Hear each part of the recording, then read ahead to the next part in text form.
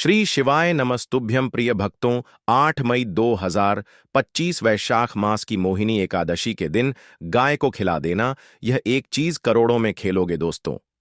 यह वह पावन तिथि है जब भगवान विष्णु ने मोहिनी रूप धारण कर धर्म की रक्षा की थी। आज के इस विशेष प्रसंग में हम जानेंगे मोहिनी एकादशी व्रत से जुड़ी सभी महत्वपूर्ण बातें। व्रत किस दिन रखा जाएगा, इसकी सटीक तिथि क्या होगी, दशमी कब पड़ेगी, एकादशी किस दिन है, द्वादशी का पारण कब करना चाहिए और सबसे जरूरी बात, इस दिन पूजा कैसे करनी चाहिए और भगवान को क्या अर्पित करना चाहिए।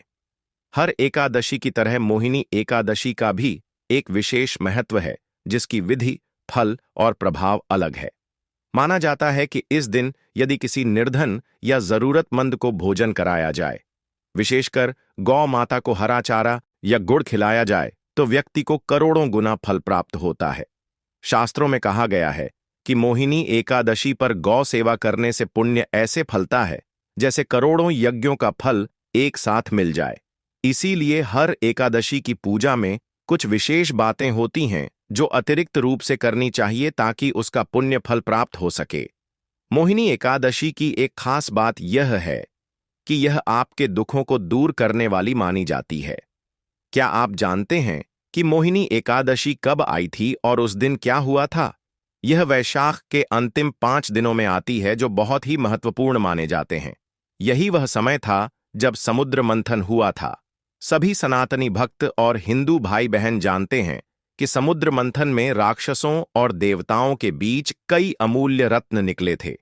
अंत में जब अमृत निकला तब भगवान शंकर ने विष पिया और अपने कंठ में धारण किया। जब अमृत आया तो देवताओं और राक्षसों के बीच संघर्ष शुरू हो गया। तब भगवान श्री हरि ने यह सोचा कि अमृत को राक्षसों से कैसे बचाया जाए, क्योंकि अगर यह उनके हाथ लग गया तो संसार में संतुलन बिगड़ जाएगा। राक्षस तो अधर्म और पाप फैलाने वाले होते हैं। तब भगवान विष्णु ने मोहिनी रूप धारण किया। मोहिनी रूप में आकर उन्होंने अमृत की रक्षा की और उसे अपने नियंत्रण में रखा। धीरे धीरे परिस्थिति को शांत किया और देवताओं को अमृतपान कराया। राक्षसों को अमृत नहीं दिया गया। हमने एक वीडियो भी बनाया है जिसमें वैशाख के अंतिम 5 दिनों की विशेषता बताई गई है, आप उसे जरूर देखें। वैशाख के आखिरी 5 दिन इतने महत्वपूर्ण हैं कि अगर इन दिनों में स्नान किया जाए तो पूरे महीने के बराबर पुण्य फल मिलता है। मोहिनी एकादशी से इन दिनों की शुरुआत होती है, इसलिए इसका महत्व और भी अधिक हो जाता है। ये 5 दिन अमृत मंथन की कथा से जुड़े हुए हैं और इसीलिए इनकी महिमा भी खास मानी जाती है। इस प्रकार जानकारी बहुत ही महत्वपूर्ण है जो हम इस वीडियो में आपको देने जा रहे हैं। उम्मीद है आप वीडियो को अंत तक जरूर देखेंगे ताकि एकादशी व्रत से जुड़ी सारी बातें ठीक से समझ सकें। यह व्रत कोई सामान्य उपवास नहीं है, बल्कि यह एक खास आध्यात्मिक साधना है। हर कोई इसे पूरी तरह निभा नहीं सकता। केवल एक दिन भूखा रह लेना ही एकादशी का व्रत नहीं माना जाता। असली एकादशी व्रत के लिए 3 दिन का नियम होता है जिसका पालन शास्त्रों के अनुसार करना जरूरी होता है। हम द मतंग वास्तु चैनल पर हर एकादशी से जुड़ी तीनों दिन की पूरी जानकारी देते हैं। क्या करना है, क्या नहीं करना है, क्या खा सकते हैं, क्या नहीं, और कौन कौन से नियमों का पालन जरूरी होता है। जानकारी शुरू करने से पहले आपसे निवेदन है कि अगर वीडियो थोड़ा भी अच्छा लगे तो इसे लाइक जरूर करें और चैनल को सब्सक्राइब भी कर लें। यह जानकारी पूरी तरह शास्त्रों पर आधारित है जो शायद आपको अन्य जगहों पर आसानी से ना मिले। मेरी जानकारी के अनुसार कोई और चैनल ऐसा नहीं है जो पुराणों और धर्म ग्रंथों की इतनी गहराई से बात करता हो। यदि किसी को प्रभु की भक्ति के जरिए सही दिशा मिलती है और वह लाभ उठाता है तो यह सबसे बड़ा पुण्य होता है। इसीलिए इस वीडियो को ज्यादा से ज्यादा लोगों तक पहुंचाएं ताकि वे भी इसका लाभ ले सकें। जब वे इस जानकारी के आधार पर व्रत और पूजा करेंगे तो उन्हें पूर्ण फल मिलेगा और उसका कुछ पुण्य आपको भी मिलेगा, क्योंकि आपने वह जानकारी उन तक पहुंचाई। किसी को धर्म के मार्ग पर चलने की प्रेरणा देना बहुत बड़ा पुण्य का कार्य है। इससे भगवान श्री हरि विष्णु भी प्रसन्न होते हैं। इसीलिए आप इस वीडियो को अधिक से अधिक साझा करें, अधिक लोगों तक जरूर पहुंचाएं, और अगर आप भी चाहते हैं कि आपका व्रत सफल हो तो कमेंट बॉक्स में ओम नारायण नमः जरूर लिखें। यह वैशाख एकादशी का मूल मंत्र है। इस मंत्र को जितना अधिक जपेंगे और लिखेंगे उतना ही अधिक कल्याण होगा और एकादशी के दिन इसका प्रभाव कई गुना बढ़ जाता है। दा मतंग वास्तु चैनल पर हम हर दर्शन को विशेष रूप से मोहिनी एकादशी जैसे पर्वों को समर्पित करते हैं। यह वैशाख महीने की दूसरी एकादशी होती है। मोहिनी एकादशी के दिन भगवान श्री हरि ने मोहिनी रूप धारण कर अमृत कलश की रक्षा की और बाद में देवताओं को उसका सेवन कराया। उन्होंने राक्षसों को उस अमृत से दूर रखा। इन 5 दिनों की जानकारी हम वेदों और पुराणों के आधार पर दे रहे हैं। हर दिन क्या हुआ था उसका विवरण भी हम इस वीडियो में देंगे। हम वीडियो का लिंक डिस्क्रिप्शन में भी साझा करेंगे, कृपया उसे जरूर देखें। तब आपको वैशाख के अंतिम 5 दिनों के लाभ और महत्व की गहराई से समझ होगी। इतनी बड़ी महिमा इन 5 दिनों की है और मोहिनी एकादशी तो उनमें सबसे विशेष है। आगे हम आपको विस्तार से बताएंगे कि मोहिनी एकादशी के दिन कौन कौन से कर्म करने चाहिए और किस विधि से आपको यह व्रत पूरा करना है, उसकी जानकारी भी दे देते हैं। दशमी तिथि से इस व्रत का अनुष्ठान शुरू हो जाता है। इस दिन से ही कुछ चीजों का त्याग करना जरूरी होता है। सबसे पहले बात आती है खाने पीने की। इस व्रत में कुछ खास चीजें नहीं खानी चाहिए। दशमी को ही भोजन सीमित और सात्विक लेना चाहिए। खासकर काली उड़द की दाल, मशरूम, हरी सब्जियां, चने का साग और शहद का सेवन नहीं करना चाहिए। साथ ही मांस और मदिरा जैसे पदार्थ भी पूरी तरह से वर्जित हैं। वैसे तो यह चीजें सभी व्रतों में नहीं लेनी चाहिए। बहुत से लोग ऐसे होते हैं जो नॉनवेज खाते हैं या मांसाहारी होते हैं, फिर भी एकादशी का व्रत रखते हैं। तो ध्यान रखें कि एकादशी के व्रत का असर तभी होता है जब आप दशमी से ही इन सब का त्याग कर दें। केवल एकादशी के दिन उपवास कर लेना ही काफी नहीं होता। नियम के अनुसार दशमी को रात का भोजन भी नहीं करना चाहिए। दिन में हल्का भोजन करें और रात में फल या दूध लेकर आराम करें। यही सही तरीका है। अब बात करते हैं दांत साफ करने की। एकादशी व्रत में नमक से बनी चीजें भी नहीं लेनी चाहिए, इसलिए टूथपेस्ट का इस्तेमाल भी वर्जित है, क्योंकि उसमें भी नमक होता है। जब नमक व्रत को तोड़ सकता है तो फिर हम उसे क्यों इस्तेमाल करें? आप कहेंगे कि फिर मंजन कैसे करें? दातून भी नहीं कर सकते, क्योंकि एकादशी के दिन किसी पेड़ पौधे को तोड़ना भी दोष माना जाता है। ऐसे में क्या करें? तो इसका आसान उपाय यह है कि आप एक दिन पहले रात में ही अच्छे से दांत साफ कर लें, ताकि एकादशी के दिन मुंह पूरी तरह साफ रहे। एकादशी के दिन केवल सादा पानी लेकर कुल्ला करें, इससे भी मुंह की शुद्धता बनी रहेगी। अगर फिर भी कुछ विशेष करना चाहें तो बाजार में व्रत के लिए विशेष प्रकार के मंजन आते हैं। ये हर्बल होते हैं और इनमें ना तो नमक होता है ना कोई केमिकल। ये खास तौर पर व्रत के लिए ही बनाए जाते हैं, तो आप इनका प्रयोग कर सकते हैं। मोहिनी एकादशी के दिन सूर्योदय से पहले उठ जाना चाहिए और स्नान करना आवश्यक होता है। हर एकादशी का कुछ खास महत्व होता है जो शास्त्रों और पुराणों में बताया गया है। जब आप इसकी कथा सुनेंगे तो उसमें भी इसका विशेष महत्व मिल सकता है, या फिर आप पुराणों में इसका वर्णन पाएंगे। इस दिन आपको स्नान है ना, वह विशेष होगा। इस दिन गंगा स्नान का विशेष महत्व बताया गया है। मोहिनी एकादशी के दिन गंगा स्नान सभी दुखों को दूर करने वाला और पवित्रता देने वाला माना गया है।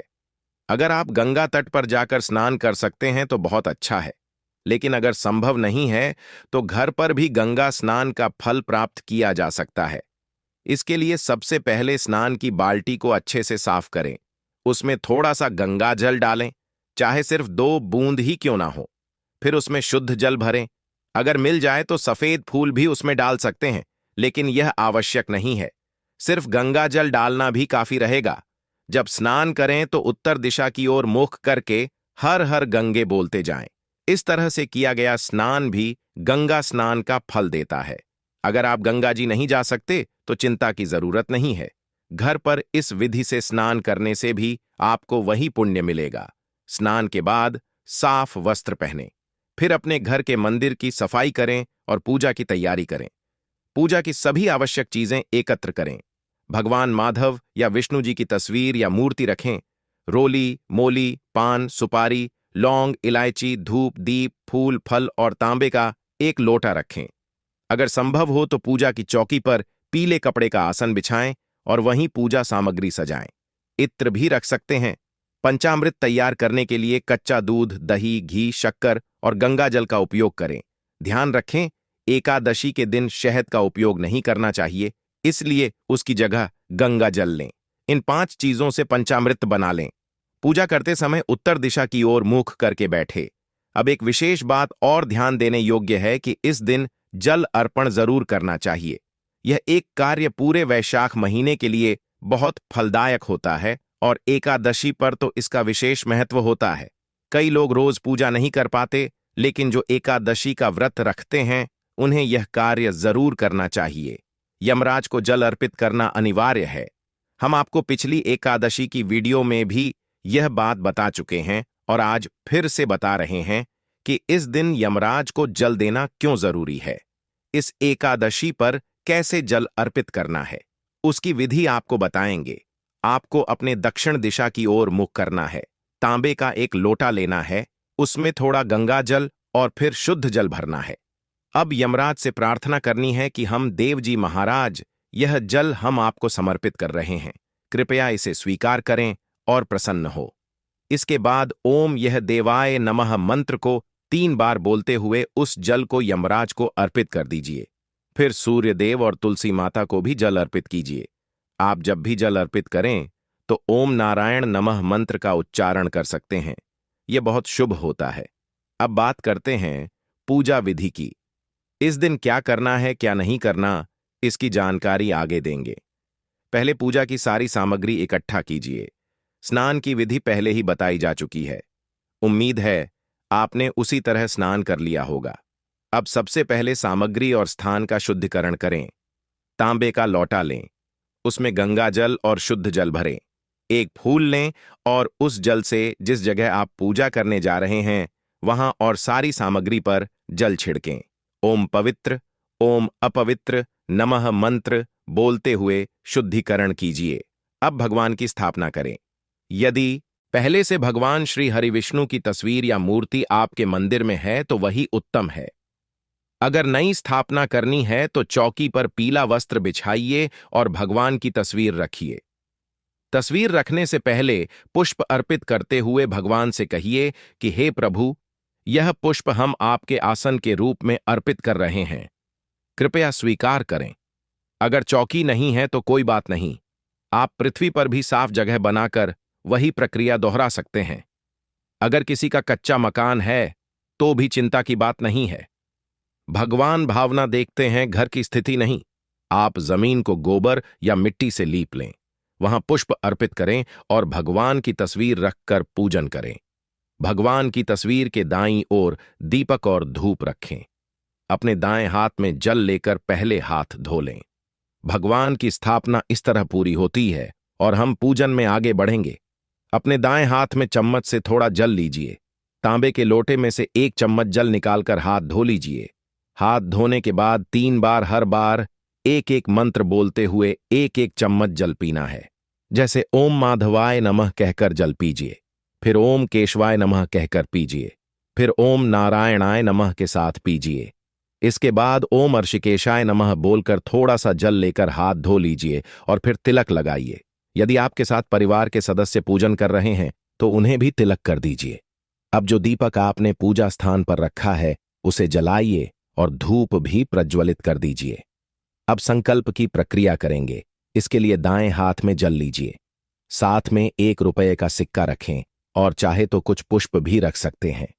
अब अपना नाम, गोत्र, जिस स्थान पर बैठे हैं उसका पता, मकान नंबर, क्षेत्र का नाम और शहर का नाम बोलिए।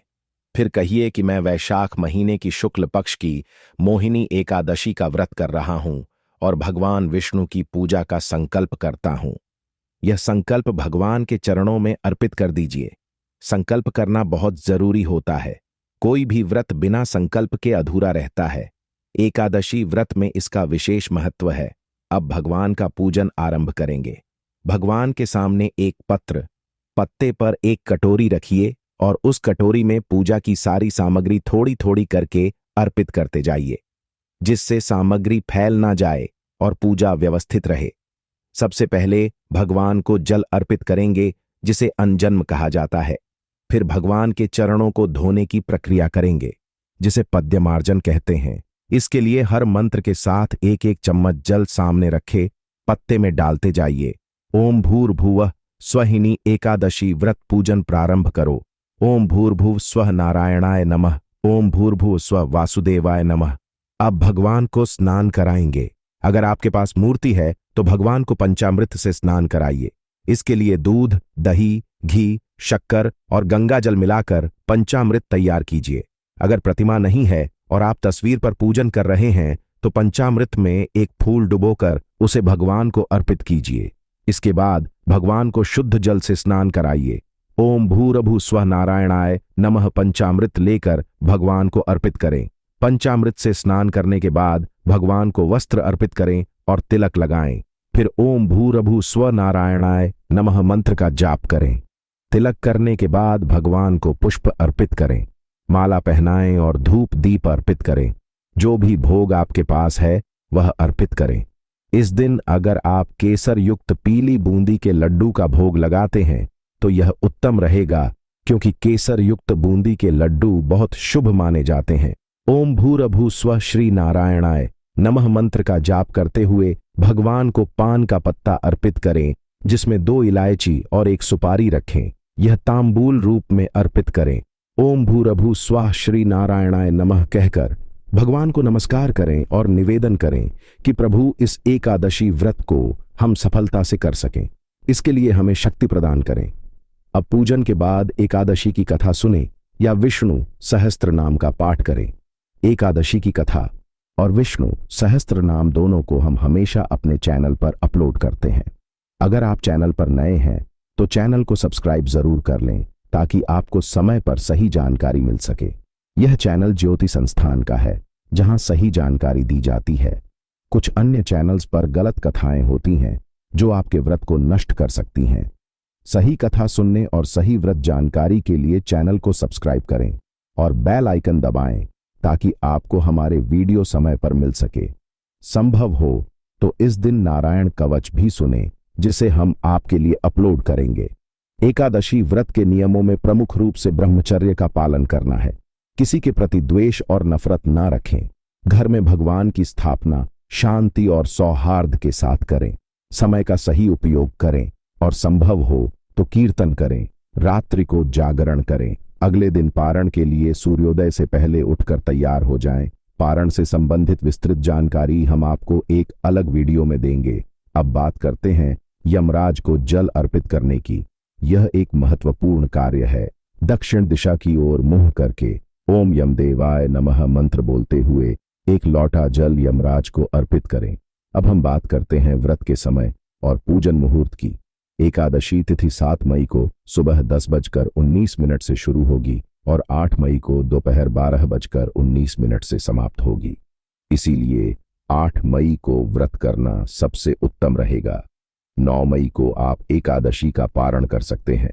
पूजन का सही समय सूर्योदय से लेकर 11 बजे तक रहेगा।